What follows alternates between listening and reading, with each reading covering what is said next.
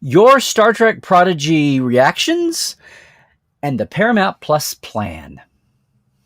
Today on Trekland Tuesday Live with Dr. Trek, Larry Nemecek. That's me coming to you right here from the heart of Trekland through Portal 47 for some clarity, sanity, and the big picture in things Star Trek right now. Hey, where it is only 6 days away from our big open house on Monday, November 15th, 6 days from Monday until we have right here in our Trekland clutches the man himself, Mike McMahon, the showrunner and creator of, yes, Star Trek Lower Decks.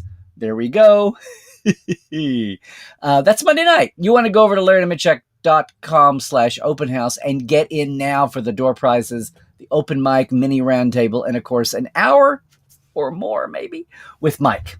But hey, another full week. Things are happening in Star Trek all over the place. There is more Star Trek coming down the pike. Up until now, we have known about it, but still it's a little sketchy on exactly where things are lying. So let's get to the poll results from my first newsletter. I know, my first newsletter in like 2 months.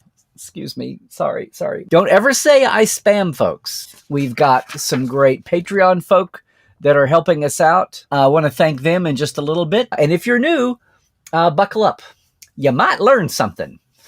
At least I hope so, because that's the way we do things in Trekland. Try not to be the same old. And yeah, that starts with, we're a week here after the Prodigy premiere, the second episode, second. Prodigy is in the best examples there of Next Generation and DS9 and Voyager there. Yay. I had a poll. I did.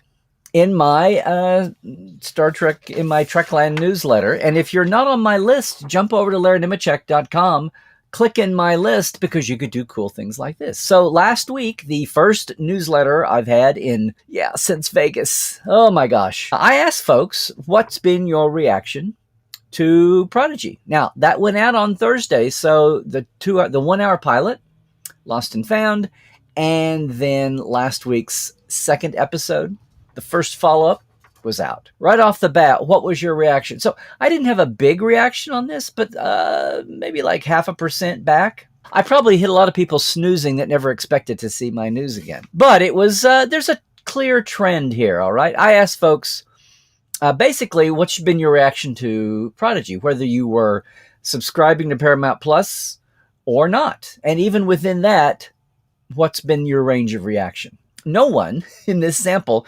responded to the fact that they said, I could subscribe, but I'm waiting for the DVD Blu-rays. Because you know they're coming. 2.8% said, I can't subscribe, it's out of my budget. So that just blankets everything Star Trek right now on P+. Another 2.8% said they were subscribing and they disliked Prodigy. Alrighty. Now, 5.6% was another tie here. We got 1, 2, 3, 4, 5, 6, 7, 8. 8 categories I had. So a tie for 7th and now a tie for 6th. 5.6% said that they cannot subscribe, they have tech issues. Another 5.6% said they were subscribed, but they didn't resubscribe. So that's kind of the lower end. That's what you're expecting. Now, jump up to the 5th reaction here. 11.1% said they have never subscribed to Paramount Plus for any modern Trek. Okay. Notice I'm coming up the wall here a little bit. Finally, the top 2 answers, though. 16.7% said that they have subscribed, they're watching, and the jury's still out. Okay, fair enough. A majority, 55.6%, over half, said they subscribed already and they love Prodigy. So, there you go. It's kind of a smattering. I didn't have anyone. No one came back in the I'm waiting on the hard discs category this time, which has usually been at least in the lower 3/4 or so when we've done these before. Of course, this is an instant kind of snap poll. A lot of people may not have even seen the second episode or the third half hour. Now, if you are subscribed on my YouTube, if you're where you are right now and watching, or Twitch or Facebook, Over the weekend, you may have seen my guest critic, my granddaughter Alice, who's 5.5, jump in with me. I'd been planning this for ages, and I hope to hear back from Alice again. We have to get our busy schedules in gear. I was really curious to know. I knew that she would be kind of she's a smart kiddo. And she's good up on her basic sight words and numbers and all of that now. She's in kindergarten. But I knew that Prodigy was going to be, she was going to be at the bottom of its age range. I variously see them say 6 to 11, 7 to 11, that kind of thing. So we were explaining things. The exposition goes by very quickly. There's a lot to pick up on at the beginning. But by the end of it, with our reinforcement, she was up on it. And we had a blast. So if you haven't seen it was a thumbs up from Alice. So if you haven't seen our review, check out the last couple of things on our channel at YouTube and on my Facebook video too. We had a lot of fun. There's a main 9-minute review, and then she started talking again, and we had another minute added on at the end about Murph and translators before it got a little wacky. So that was a lot of fun, but I'd been dying to see that. I don't know did you have a little one around you? Kids, grandkids, friends, kids, someone that you could bounce Prodigy off to? I'd love to hear back. We can talk about that in the comments today too. But aside from my poll there and the reaction, there's been some news just in the last day about what the plan is going forward, which is interesting and wouldn't be the first puzzling thing CBS All Access / Paramount Plus did. Remember the first season of Discovery? They had a holiday hiatus split and took off for 3 or 4 weeks. I mean, we are right now I was thinking about this yesterday. I hadn't seen specific days go by, but it's a year ending in one, and the World Series just flew by, and it made me think of exactly, this is scary, 20 years ago, poor Firefly was trying to debut on Fox, who was shuffling it around, doing all the worst things that a commercial broadcast network could do to a new show that they didn't get. You could obviously tell they didn't know what to do with it. And taking a hiatus for the World Series. And everything they could do to almost kill Firefly off, jerking the time slot around, taking it off for a while. And yet the audience found it. And the rest, as they say, is history. Now, that is not what's going on here with Paramount Plus, a streaming digital channel, an app channel, and something that they're so proud of, they can't wait to get it out to folks. But that's what's happening as far as a hiatus. They've announced that Prodigy is going to run through episode 5, which is November 18th, which is the day that Disco's season 4 premieres in the same day. So for a day, there will be overlapping Star Treks, even on Paramount Plus. But then they're going to take a hiatus with Prodigy all the way until January 6th. Now, excuse me, I was trying to, just a sec here.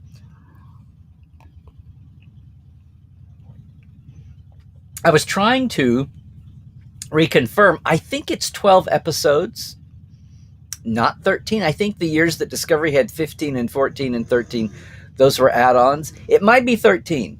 In either case, Discovery starting on November 18th means that a first run straight through, 12 episodes would end February 3rd, 13 episodes would end February 10th. Now, somewhere in there is right about when Picard is supposed to. We haven't had a firm date, but we're expecting Picard to pick up as soon as Picard season 2, as soon as Discovery season 4 is done. And it's not exactly the same audience, so they're thinking it's not going to be a killer to overlap Prodigy for the kids and the older kids among us.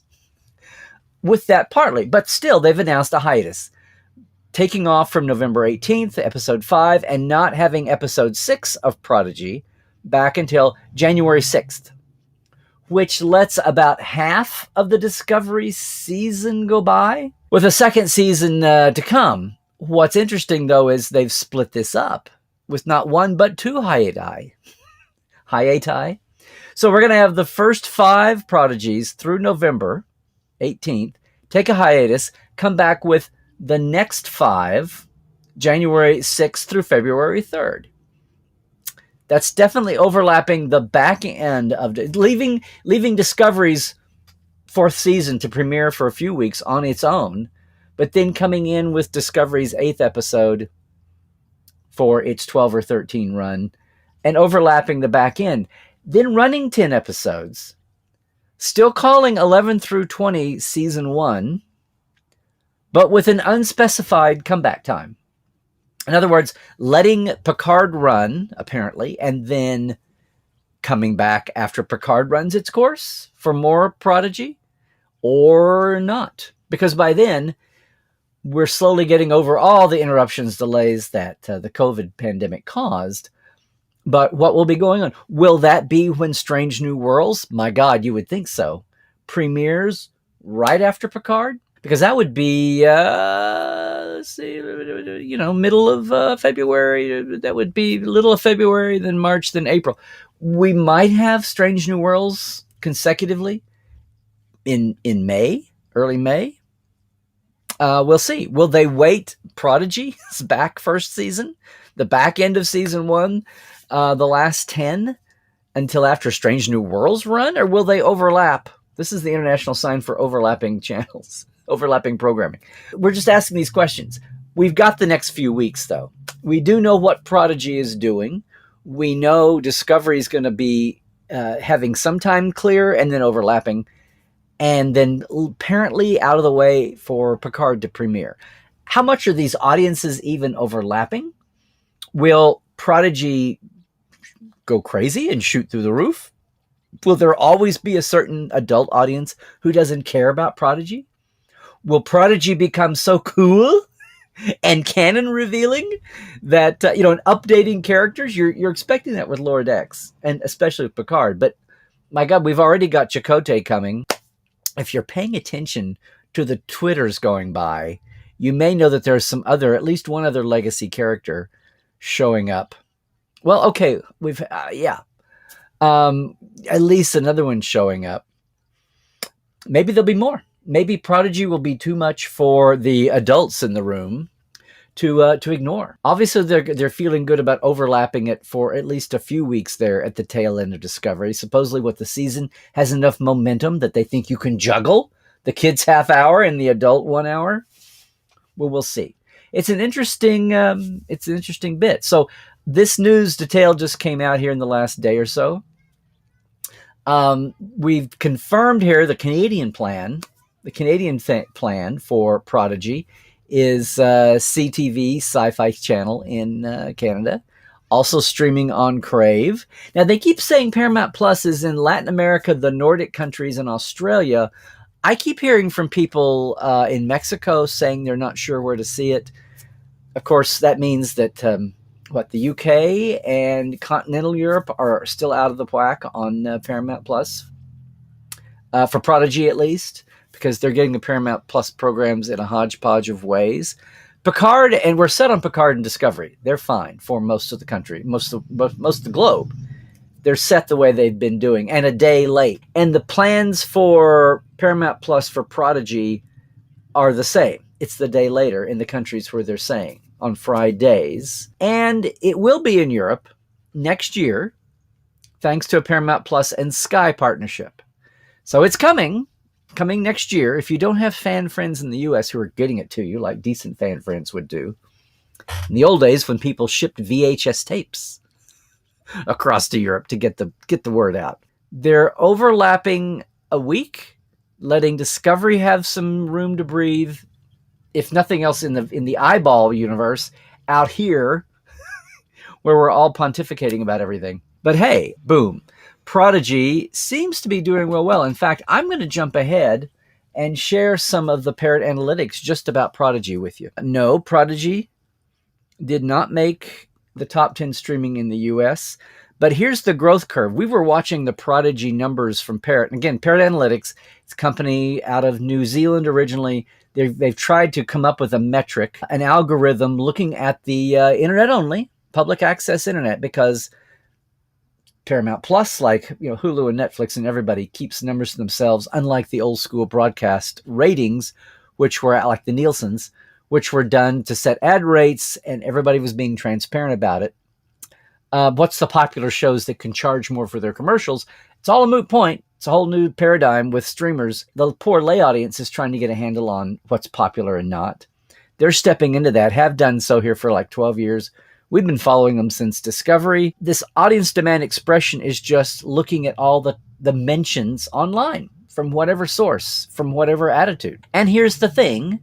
Prodigy started off at a 2 and a 3 and a 4 times more popular than the average show, which is their metric.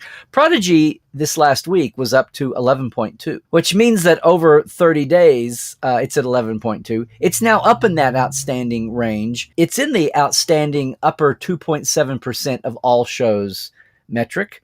The demand for Prodigy in the last 30 days has grown 360%, 360.6% to be precise. And the trend line, this is cool. Can you see that? The trend line is like, through the roof. It's now at 92.7% more popular than anything in the action adventure genre, not animation. Why Prodigy is in that and not kids or kids animation, I don't know. But overall, it's at the 92.7th percentile of all action adventure. Over the last 30 days, it has skyrocketed. You might say, well, 0.1 times 10 is a great percentage base. So is it a spike just coming from 0 to nothing? We'll see. But it's definitely up. It's definitely on the map. The last 30 days, again, the demand, as seen online, is shot up 360%. So a good start for Prodigy. Pretty decent reviews everywhere. A lot of folks enthusiastic. I don't know how much of the adult-child potential bond is driving this. We'll just see. We will just see. But Prodigy, as a current show even, over the last 30 days, is at 11.2. That would mean that the week-to-week is probably even higher because it was 2 and 3 and 4 in the last 2 or 3 weeks. So they've had something spike to pull the average up to 11.2. What do you guys think? Gals, peeps, everybody, what do you think? What did you thinking about Prodigy? What do you think about the network plan here? What did you think about Alice's and my review of Prodigy? Did you see that? If you didn't, jump over and like and subscribe our YouTube channel. That's it for this week. There's so much happening. We've got these debuts rolling out. We've got the holidays coming up. I'm excited. I want to shout out to Scott, my assistant, for the awesome new social media videos going up about the open house. They look they almost look professional. They do. Say also a big thank you to our Portales. To our TTLers, excuse me. I love our Portales too, but different box, okay? That includes Diana Hopkins, Robin Wilson, Lawrence Todd, Anne-Marie Siegel, Keith Rumbach, Justin Porteous, Nathaniel Robinson, and Blaze K. Thank you for being in our Patreon club on the TTL level. And then also our live wires. Why is this splitting so much? There we go. Our live wires, Rusty Harrell, Halbjord Gunjohnson, Jalen Bullock, Robert McLean, Alan Hoensi, J.R. Poole, and Casey Shafsky. They're on the live wire level. Simple Patreon, if you're not familiar, is a way you can support creatives doing all kinds of creative stuff. Ongoing, one-off projects, it's all there, all over the place. I have a simple patreon.com/TreklandLive, just a $5 and a $10 monthly level. I really appreciate it. $10 folk, sending you your behind the scenes, the early Portal 47 interviews with backstage folks. Folks like those folks there that you can't see the picture because it's too far away. But trust me, they're awesome. Both of them get you a shout out here, as we just saw. Thank you so much, everybody, for doing that. So much here going on is just out there for you.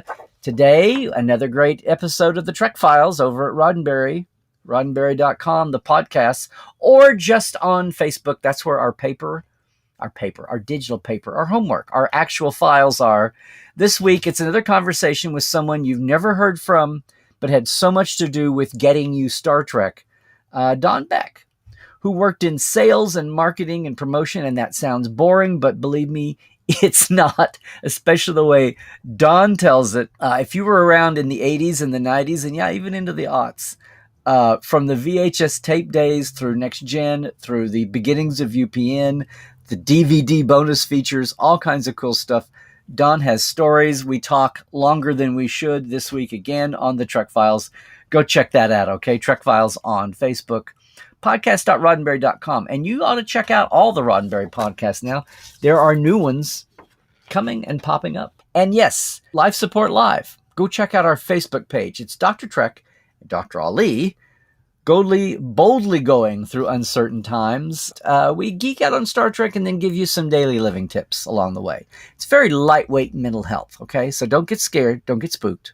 We have a lot of fun. The lifers that'll hear in the chat today will tell you. I mean, I won't even talk about the Two Doctors drinking game for Life Support Live. We won't even talk about that for Saturday mornings. But that's 10 a.m. Pacific time, 1 p.m. Pacific. All right? So awesome for that. Overall, hey, it's Larry Nemecek's Trekland everywhere on socials except Twitter. I need to update this because this is now YouTube as well. Please subscribe on YouTube. Larry Nemecek on Twitter. And yeah, portal47.net. So that's about it for now. Everybody, hey, please, please, please stay healthy. Do the things. Stay woke. And when I say stay woke, I mean stay woke. Eyes open to all the information you may not have been exposed to in your life. And stay woke to who it is that's telling you something shocking or argumentative. Chances are they're just a bot or a troll and not even worth your while, which is the strategy. They're trying to wear you out and exhaust you and just leave you sitting at home feeling disjointed from the world where there's lots of good folk in the world. There's lots of good Star Trek in the world. Don't ever overlook that. And we can critique with honest folks about what we do and don't like. The crazy negativity weirdness is part of the plan that we have to be smarter than. Social media and the algorithms and everything they've unleashed. I think there's a new documentary every month now about what the Facebook algorithms and all the social algorithms, they've just been a magnet for negativity, much less a money machine, a business model for some folks. And all it's done is brought everybody down in politics, in sports, in our favorite hobbies. When I say stay woke, that's what I mean, including the social awareness that they may have neglected to share with you as you grew up. I guess what I'm saying is, trek well, everybody.